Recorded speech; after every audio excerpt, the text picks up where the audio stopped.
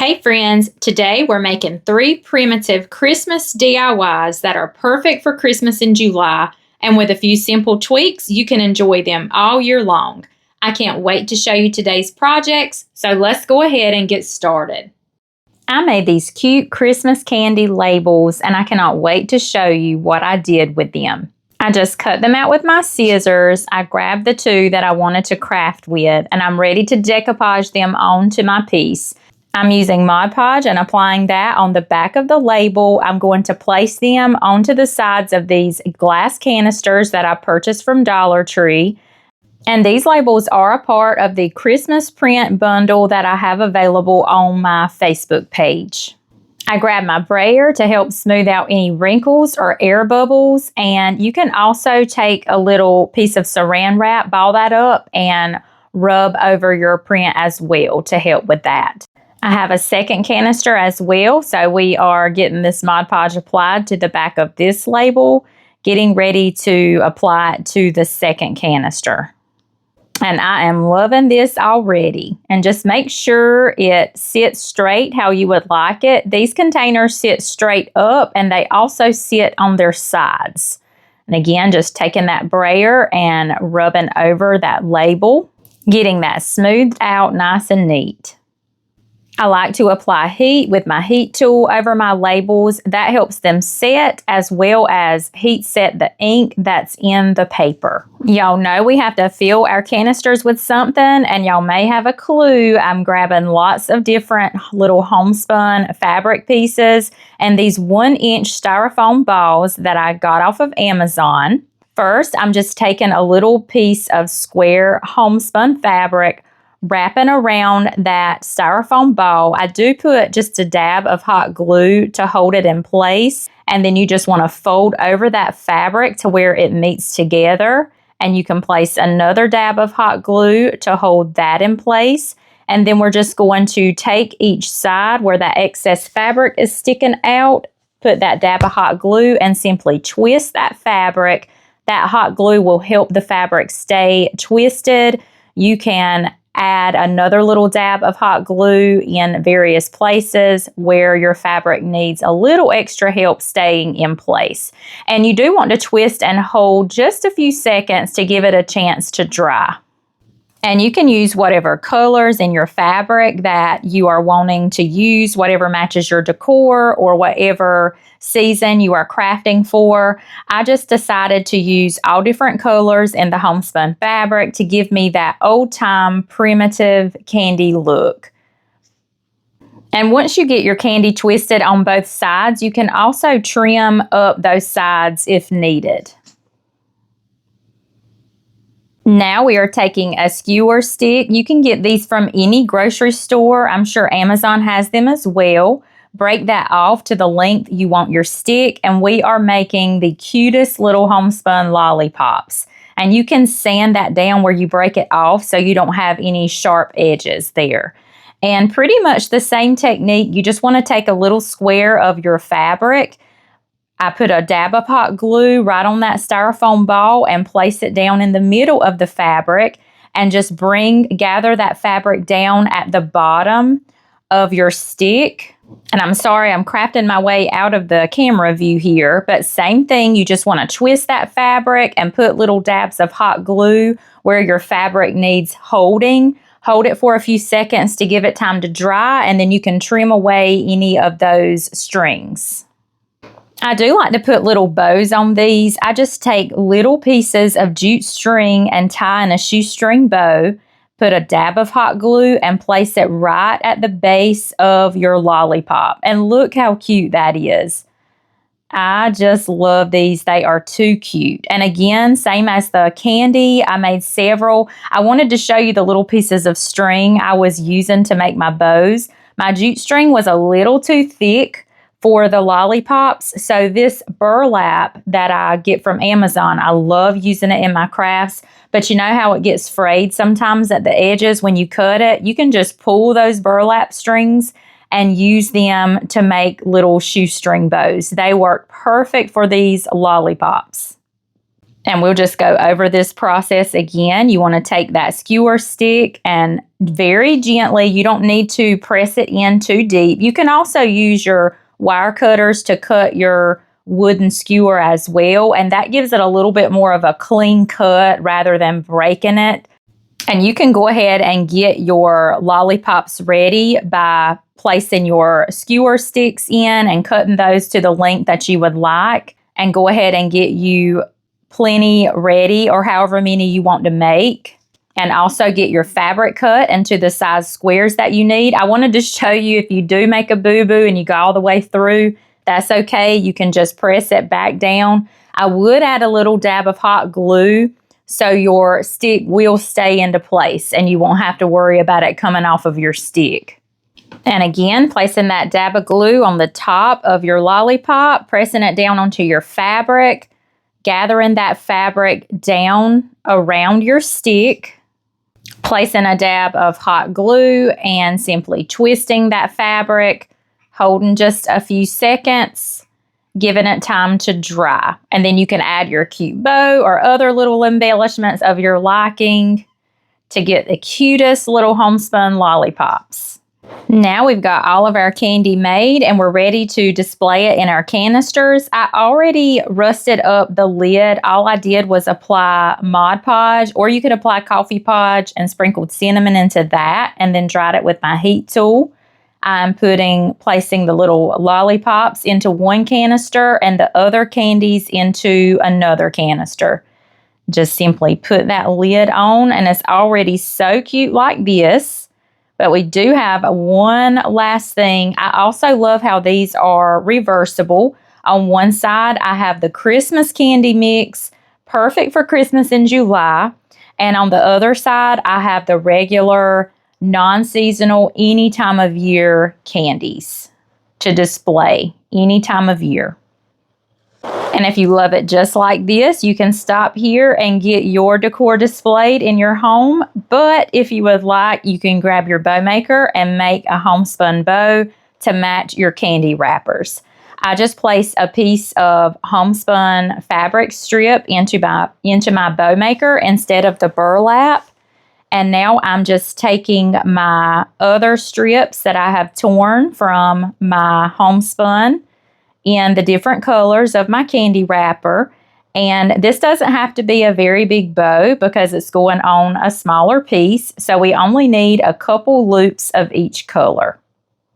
You can pull up on that fabric strip and then tie it into a double knot just to give it a good hold. I like to give mine a good shape too, and then you can trim away those strings and any excess, and you can also shape it up to the size of your liking. I love how that tie is green and it goes with that red. I love how that turned out. And now we're ready. We're just going to hot glue this onto the lid so that we can twist that lid from one side to the other and display our bow on whichever side we would like. And here they are, all staged up. I just love these. I think they are the cutest little things. I especially love having one side being Christmas, and you can flip it around to the other side to a non-seasonal version, and that way you can have these displayed in your home all year long. For this project, I'm taking different cookie cutters and some muslin fabric. We are going to place the cookie cutter down and simply trace around it onto our fabric. I am using a cute gingy today for Christmas in July. After we cut that out, you want to cut a front and a back. We are going to get these stuffed with some polyfill. For the little mini stocking, I like to start at the bottom, and these are going to be no-sew, so we just need our hot glue tool and just press that down. You want to press it down really well and give that hot glue time to dry. I do work in sections, so my hot glue doesn't dry before I get that fabric pressed together. You can take a dowel rod to help get your stuffing down into your fabric piece because these are mini and little. It is a little challenging to get that stuffing in there, but you do want to be sure you get it all the way to the end. I did have these little mini scissors on hand, and they were a trick to get that stuffing down to the toe of that stocking. Once you get as much stuffing in there as you would like, you want to go ahead and finish hot gluing your fabric. And I do go ahead and close up the tops of these as well. And look at all the cute little shapes. We've got the stocking, the gingy, and the star. And I did do just a little circle. I used a jar lid to trace on my fabric to make a circle. Now we are taking our coffee grunge to get this fabric the color we are wanting. I'm wanting these to look like fresh baked cookies. And this coffee grunge is the perfect color to achieve that look. If you're not familiar with coffee grunge, all it is water, instant coffee, vanilla, cinnamon, and pumpkin pie spice. I have the recipe for this. I also have coffee grunge in a jar. Just add water. You can purchase from my Facebook business page. And I do coat the front and the back of each one, making these look like little Christmas cookies. So we are making fabric Christmas cookies. Now I'm giving these a dry with my heat tool. You can also let these dry by themselves if you would like. I grabbed this piece from Hobby Lobby. It was in the clearance section, and I'm mixing up some milk paint. This is the beautiful color basil and the Sweet Pickins milk paint. With milk paint, you want to mix equal parts water to powder, give it a good mix, and then it paints on like regular paint. This green is the perfect Christmas color. I gave it one good first coat, let that dry completely, and then I do go in with a second coat on this piece. Milk paint is known for its natural ability to chip and crackle on its own, depending on what surface you are painting on. A lot of wood surfaces are more porous, so they may absorb more of the paint and chip less, but you still get that beautiful, smooth finish. After that was good and dry, I did want to go in with my Bare Antique wax. I just brushed that on really well. With your wax, you can apply as much or as little as you would like, and then you can wipe away the excess with a dry paper towel. I do the front and the back, and I loved how the front had all those detail grabbing that wax. Now we are simply going to place our fabric cookies right on this. This is a mini little breadboard.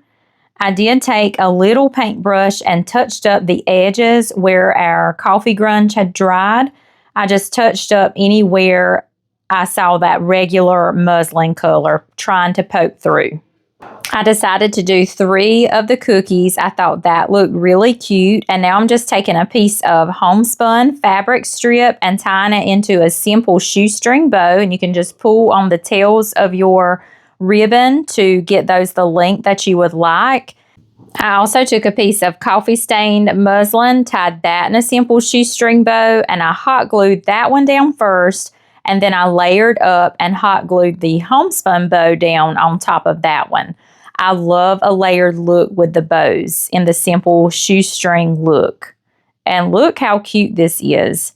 I did decide to add some greenery. This is 2 of my favorite greeneries. One is from a garland from Hobby Lobby, and the other one is from a garland from Factory Direct Craft. I love to mix those 2, and you can hot glue those down as well. I didn't, but you can absolutely hot glue it down, especially if you plan to use these as an ornament on your Christmas tree.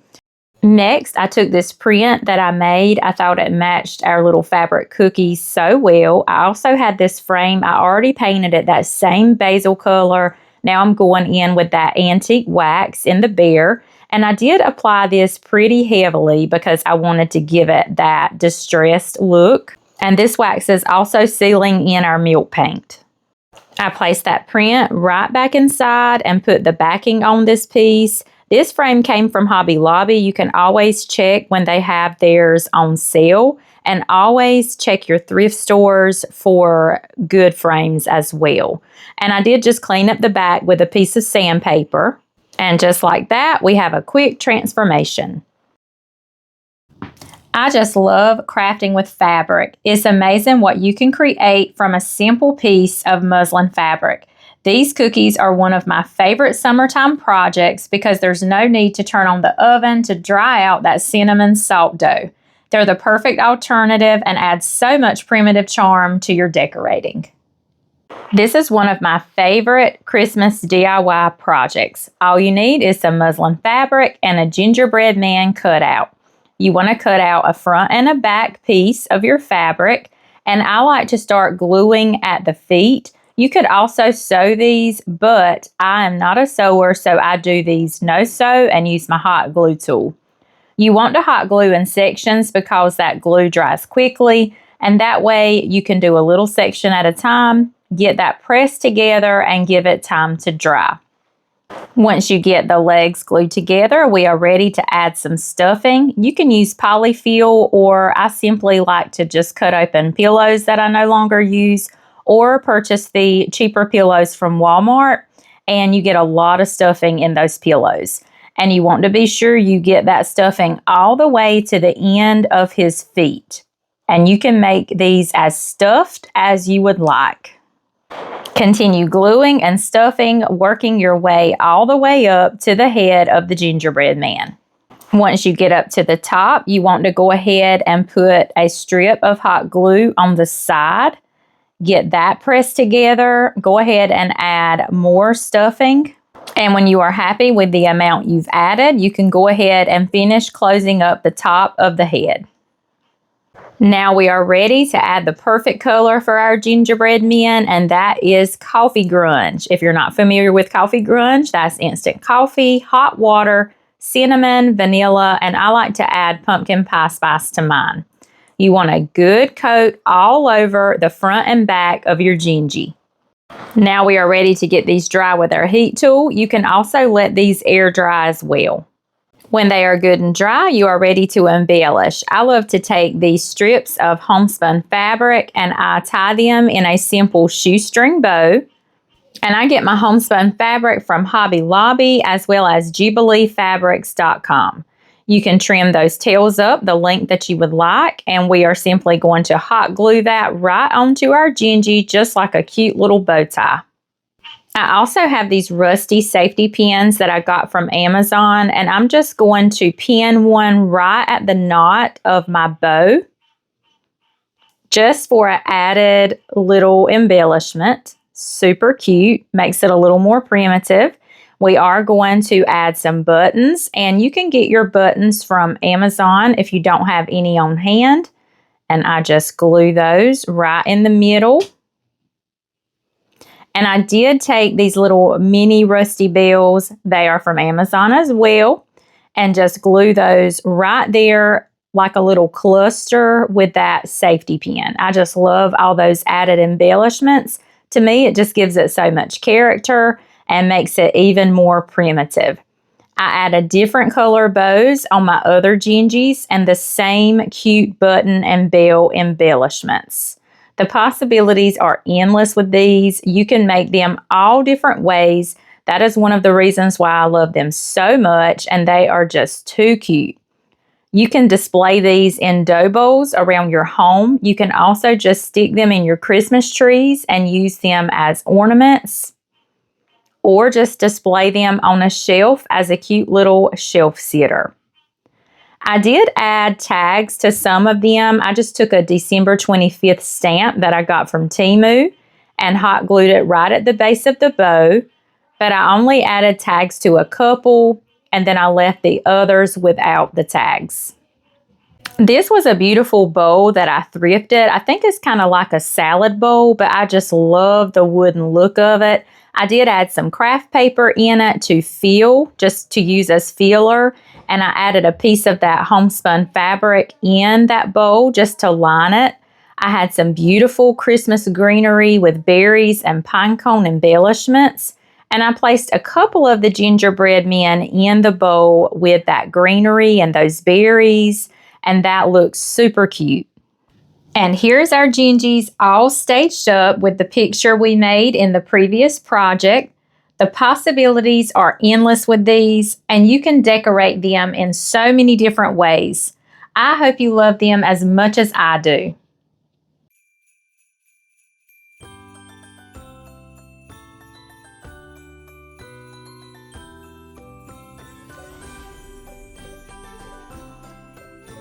Thank y'all so much for watching today's video. I hope you love these primitive Christmas DIYs.